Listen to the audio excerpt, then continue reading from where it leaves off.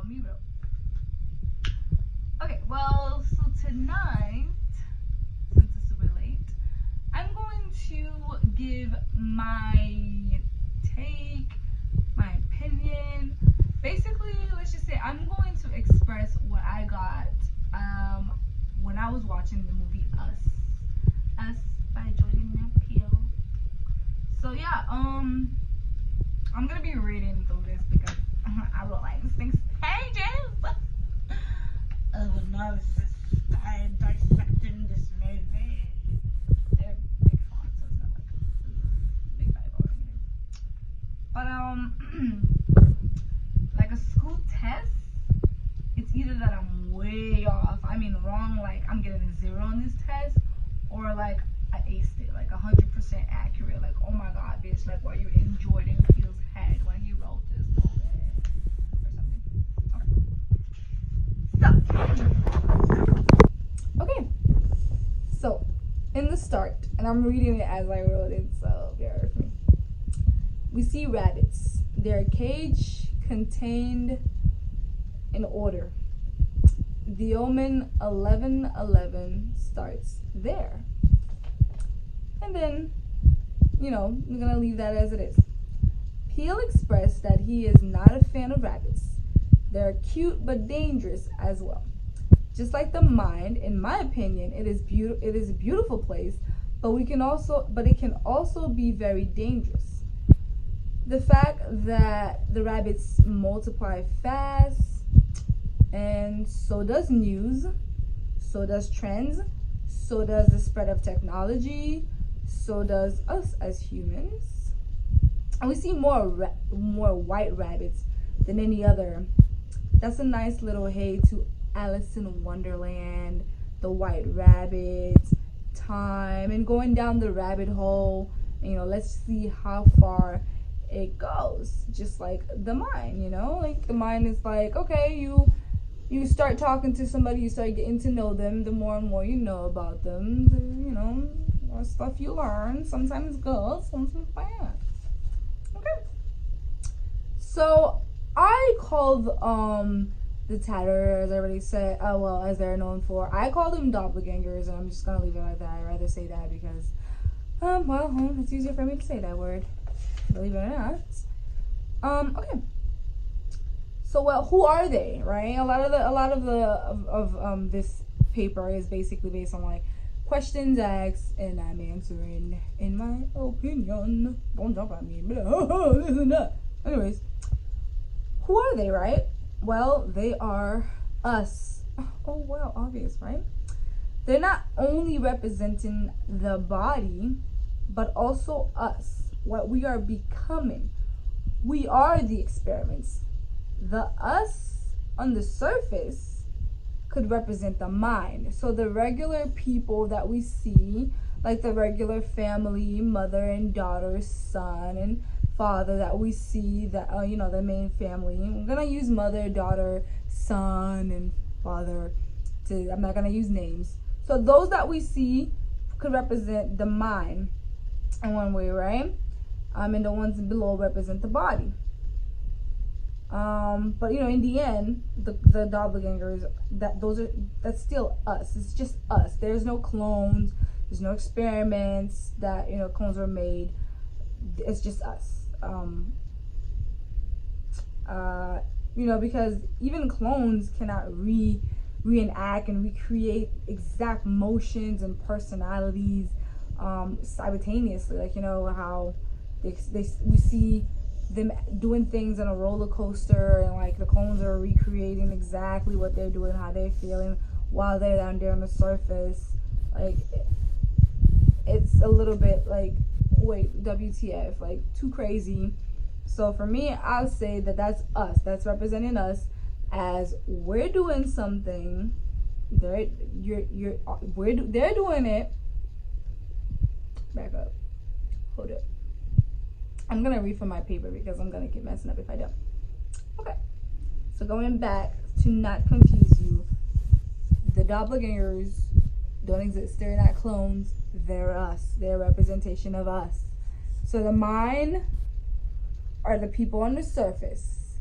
the people below representing the body. Just like the mind and the body are connected, the mind says jump and the body jumps in perfect form, how it's meant to be. The only other way for that to be replicated is to watch yourself do it through a mirror, of course, and screens can be mirrors too. Now, red can further drives the point, red being, the mother below, as we can say, the doppelganger. But red also represents, the color of the blood in the body, which kind of also drives the point of, them being representing the body, not only just the body, but also just representing us. So red representing blood, representing flesh, the body as well. And the fact that they all dress the same says that we're all the same inside, no matter what we look like on the outside. We still bleed red. The one glove may be raise awareness to Michael Jackson, who people often remember for changing his body to fit in with the theme of identity, which we already know is one of the themes of the movie. But most important of all, Hands Across America. We were at Hands Across America. Composed by the New York Jingle Writers, Hands Across America was set to premiere during halftime of Super Bowl 20 until Michael Jackson protests because he believed it upstaged We Are the World, which he co-wrote with Lionel Richie. Organizers pulled the song and Americans who turned in to watch Chicago Bears mow the New England Patriots were instead treated to a commercial featuring Hands Across America's celebrity co-chairs Bill Cosby and Lily Tomlin. I meant to say quote and unquote because I literally pulled off the internet, but that's not my point. That is not. I'd be like, okay, so that's really my point, but that's not. Oh, it is. Well, going back to that. Anyways, we'll go back to that is what I meant. Anyways, we're looking at the doppelgangers as clones, but nobody ever said they were clones. Yet, generations come about. Kids, families, relationships. For experiments said to be abandoned in the 80s, one have to wonder, how is it possible for the place to be so clean, so maintained, power still running through the place? Who kept up with the elevator? But you know what was created in the 80s? The beginning of zombification. No, seriously though. The original Sony Walkman, 1980.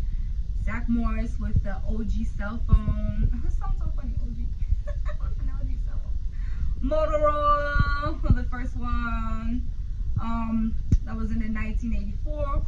And we have the original Atari console, 1977. The original Nintendo NES, 1983. Original Sony disc, 1984. IBM, 1981. The 80s brought about disconnection and more technology that involved you pretty much being solo. If you think now how all that has evolved and turned into more things that disconnect us from each other in reality, then you see where I'm going with that. Okay, so one of the biggest questions that people ask is why only red mother, and as we know who red is, could talk, And my take on that is she is stuck between two personalities. She simply forgot who she was because 1111 is the center of it all. We are our worst enemies. We are the ones bringing the evil to ourselves. We are the evil. We are the experiments. We are being controlled, disconnected from reality. We have forgotten who we are. Who we really used to be. And that is what the doppelgangers are. Our personalities that are killing us and replacing us. our new personalities. It's who we were never meant to be, but who we are turning into. We are not physically dying, but becoming more and more tainted. We are tainted. We follow the latest trends and do the most stupidest things today. Eat Tide Pods, get sick for no good reason. Lose focus on reality. Children lose focus on reality so much that they walk right off cliffs, playing games on their phones. We are killing ourselves. We struggle more and more with depression because we want to be so much of what is impossible to be.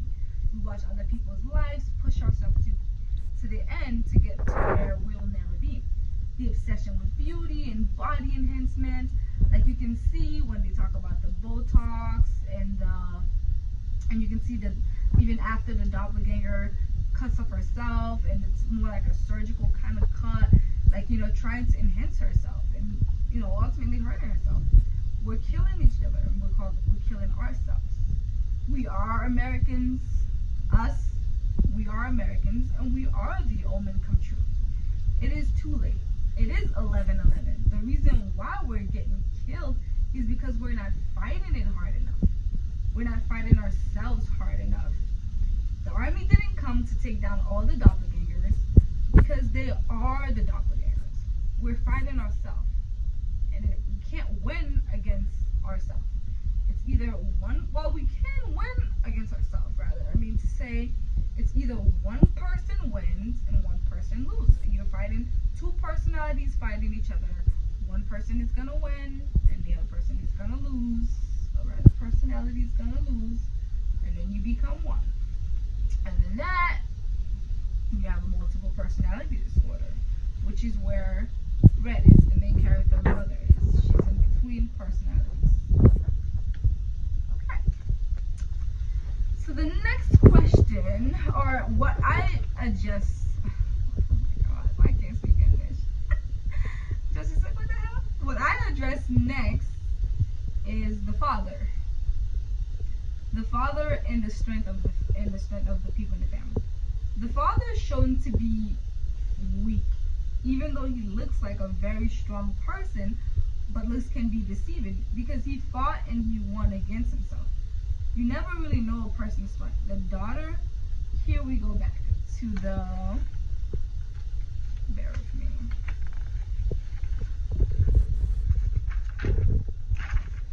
So to recap, before I even go into the daughter, is we see that the father in the beginning, when he's fighting himself, he seems really weak.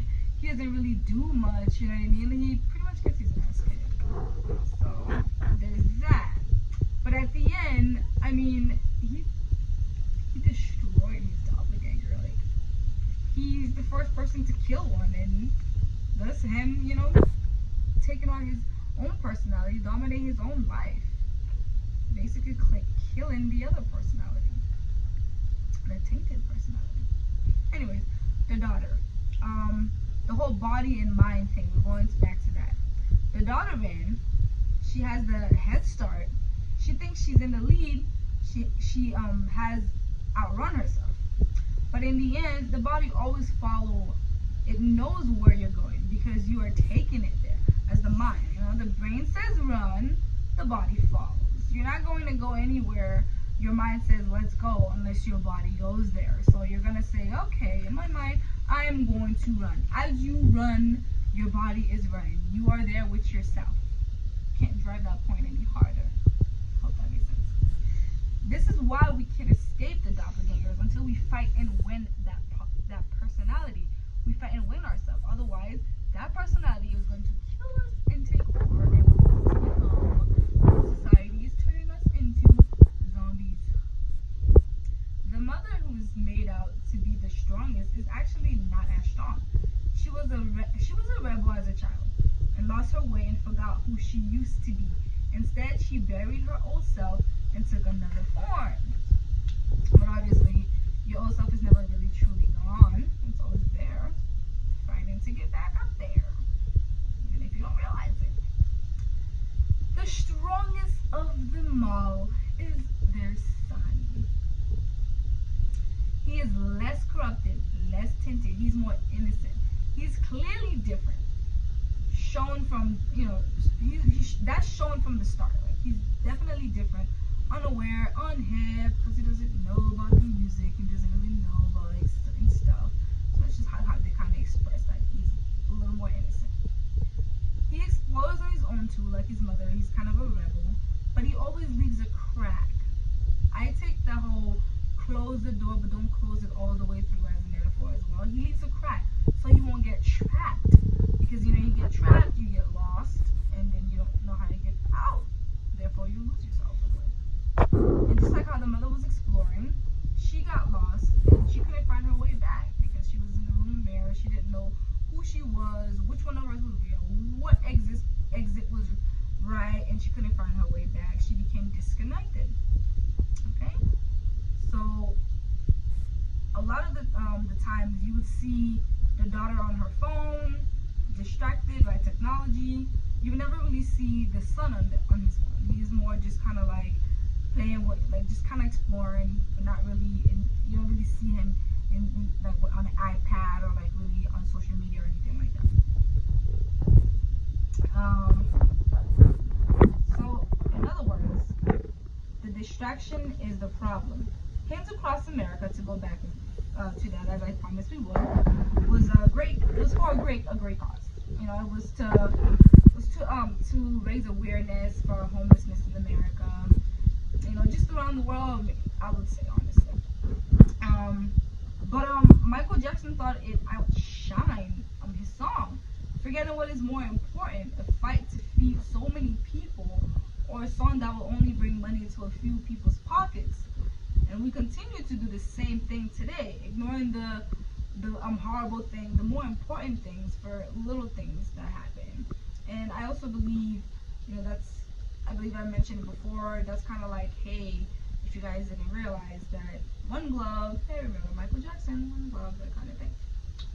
Alright, so we ignore the horrible things happening in America, we ignore the horrible things happening all over the world.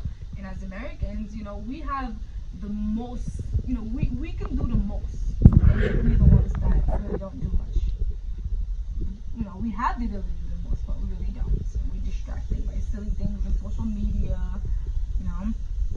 A very interesting thing is that the daughter mentioned at some point the end of the world, and it is brushed aside. You know, she talks about how the government is using the water and the fluoride in the water to control our minds, but it's completely brushed aside. Like, nobody says anything about it. You just kind of like look at her like she's silly.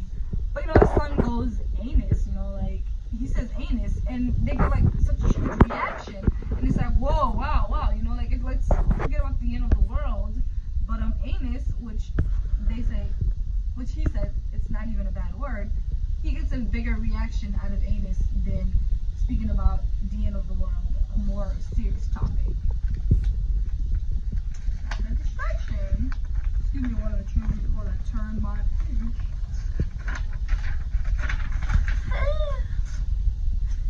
What is that? Sorry.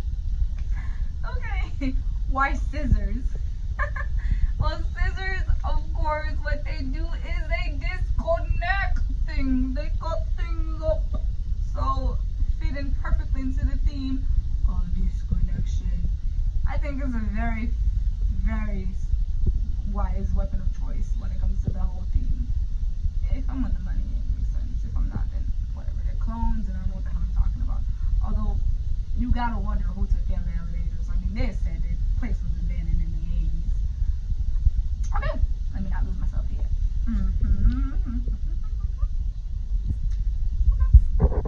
Not using, where am I here? The disconnect. Not using our head and allowing the body to move because someone else said so. I'm sorry. I want to read this because I'm messing up. Okay. Like I said, scissors being the weapon of choice. One of the themes in the movie, disconnection with reality, with ourselves, not using our head and allowing the body to move because someone else says so. That's the whole thing with, you know, we're not moving, we're not doing things because we're like, okay, this is what's good for us. No, we're doing this stuff because somebody else says so. Somebody else on Twitter says, hey, go buy a bag of chips. You know, somebody famous that you follow has a lot of followers say, go buy this bag of chips. It's delicious. You're gonna go buy that bag of chips. when the doppelgangers first come into the movie, the mother, she's forced to put on handcuffs. She's forced to tie herself to the table to basically, you know, in other words, holding her to be held back, to be caged, making her unable to move, to escape. And she goes through the whole movie handcuffs and restraint.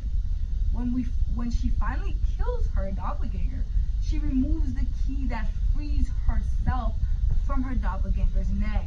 In other words, you can say she held the key to free herself in the end. Untattered. You know, when she asked Red, her doppelganger, what she wanted, she said to be untattered, you know, to be free, in other words, to basically be the dominant personality. Yeah, so I lose myself.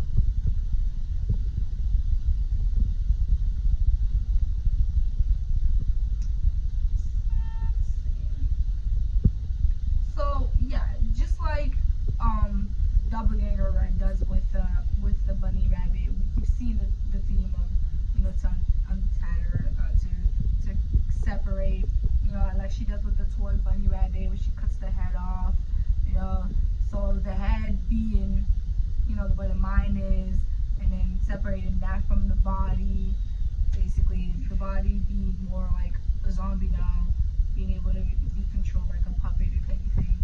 If you put strings on it, you can control it like a puppet. You don't have a mind to think.